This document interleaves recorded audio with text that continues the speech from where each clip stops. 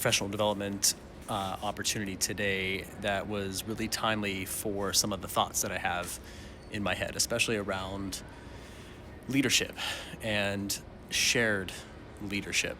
Whether you're working on teams, you have a visible role, or you're in middle leadership like me.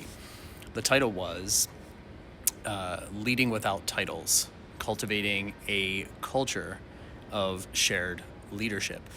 And there were four questions that were asked. And the reason that this is sort of front of mind for me is that I think educational sort of change or implementation or growth as a whole requires us to sort of rethink the org chart to some degree, because there's talent hiding everywhere in an educational organization or an educational company.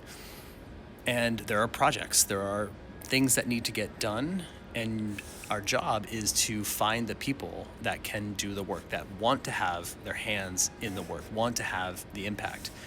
So some of the questions, and I'm paraphrasing some of these questions today, but I thought they were really good for leaders just to consider. The first one was, tell us a story about a time where you had a person without a leadership title in your organization come forward with an idea to lead something, and how did you create that space for that person to lead?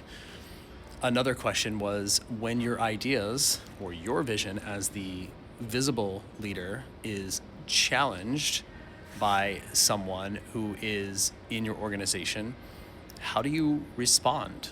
Do you hear them out? Do you not hear them out and continue on with what you're doing? So that was a good question.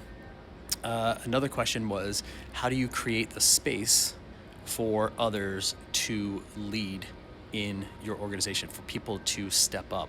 And many people responded that it was their job as leaders to step back so that others can step forward. And the final question was around, in a time of change where things are ever changing going forward, how do you as a leader tap people who don't realize they have potential in your organization? How do you tap them to lead? Maybe they don't see it in themselves, but you can see it, and you ask them to lead without a title. That was sort of the big point there. And I thought those questions were great for people just to reflect on. If you're in a place of leadership, or you're in a place of middle leadership and you're racking your brain with some of these things, those might be good questions to consider. So I hope this helps. Thanks for all you do.